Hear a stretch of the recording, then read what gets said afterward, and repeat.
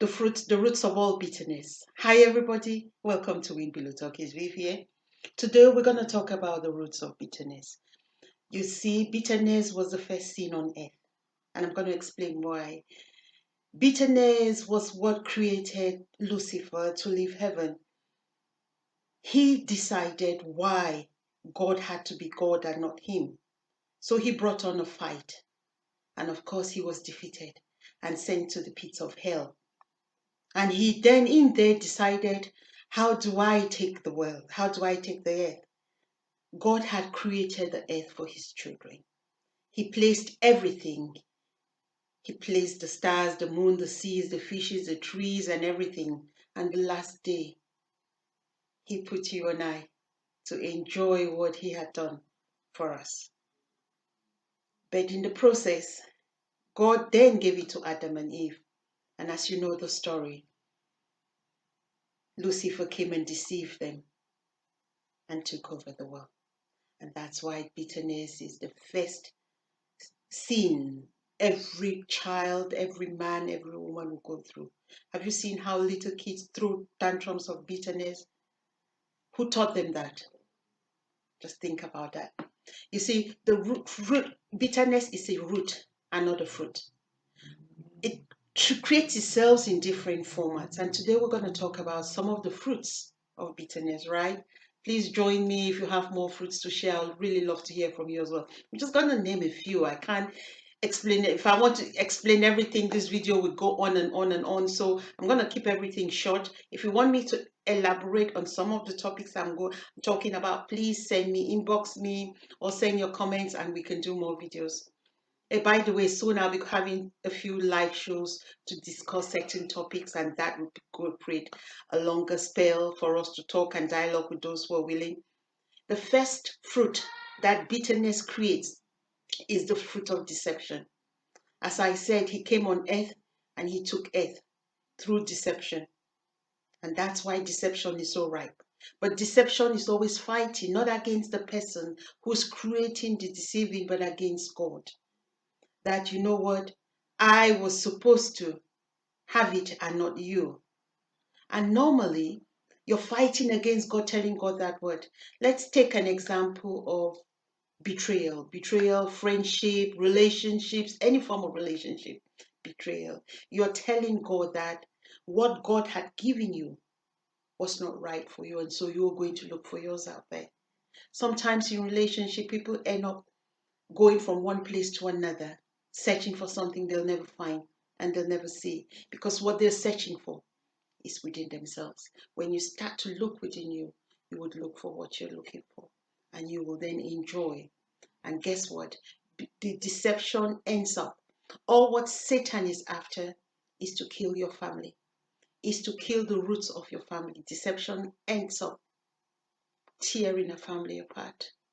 And that's where he likes. So you have to understand there is a spirit behind everything we do. Every way you're feeling and thinking, there is somebody behind it pushing you to act that way. It's not an excuse for you to do it now, you know, I'm telling you, so don't do it anymore.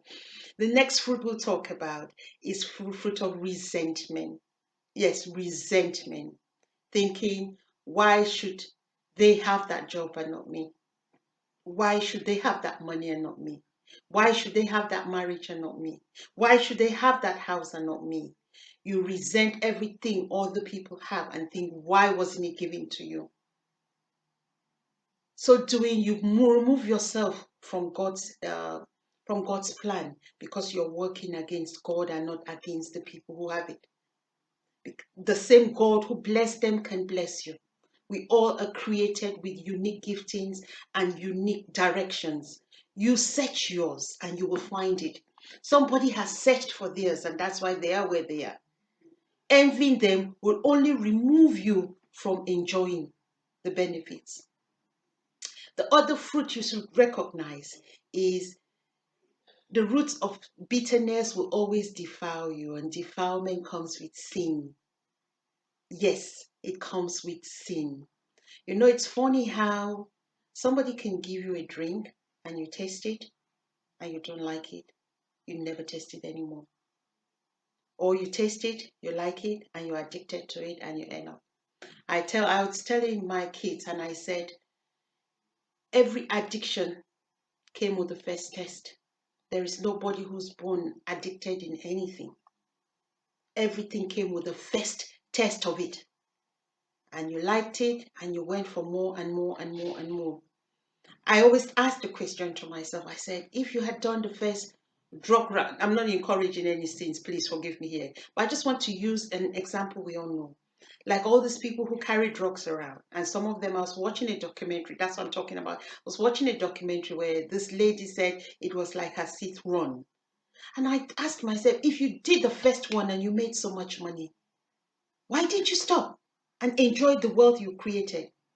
You see, that's what I'm talking about. Sin encourages you to go for more. They couldn't stop the taste of money, the power. You think, yeah, I did it the first time, I'll get away with it and get away with it.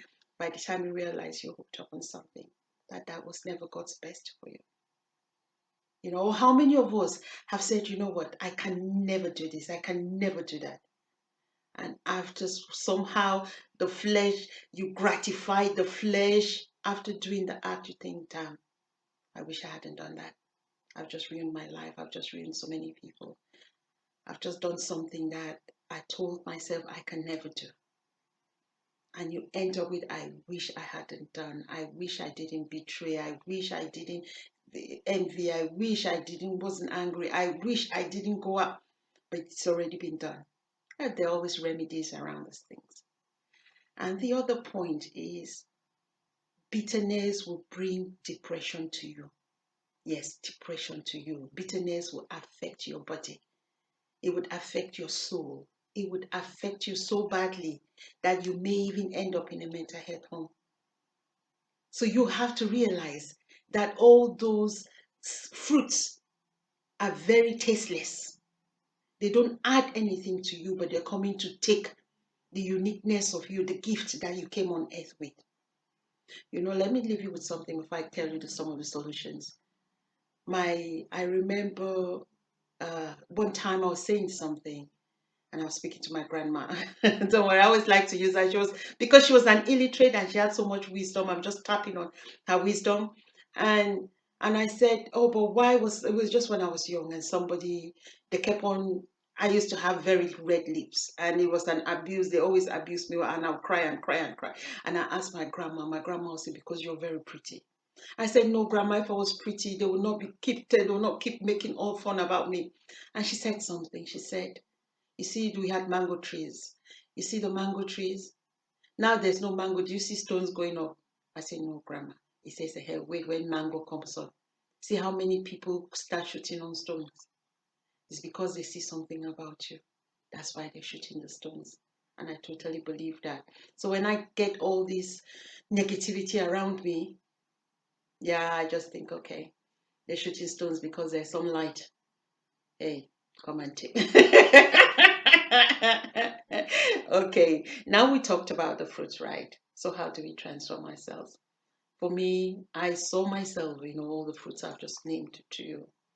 And the reality hit me. I told a friend of mine, even up to recently, and I was saying it and with tears in my eyes. I said, if God really loved me, as you guys say he does, why did he allow so and so to happen to me? When I read the manual of life, I see God fighting for so.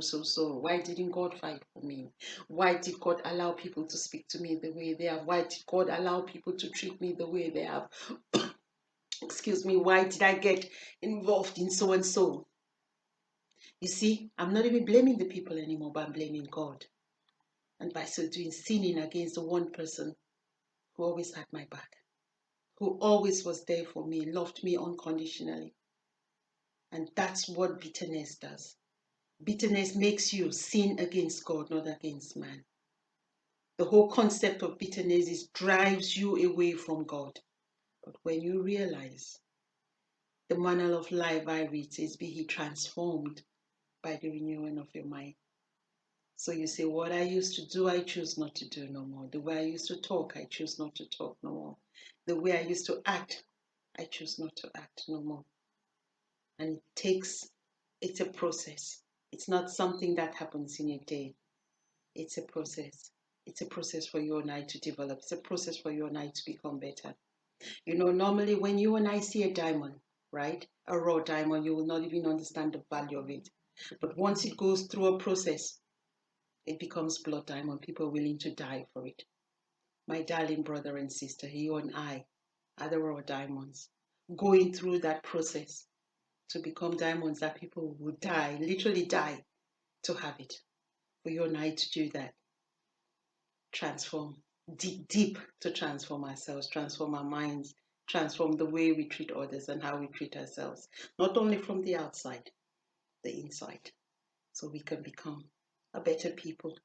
We can teach others how to do life and hand over to the next generation a better way of doing life, a better way of being good. Thank you so much. Love you guys. Bye-bye. Next week, we'll talk about another root, the root of unforgiveness. Love you guys.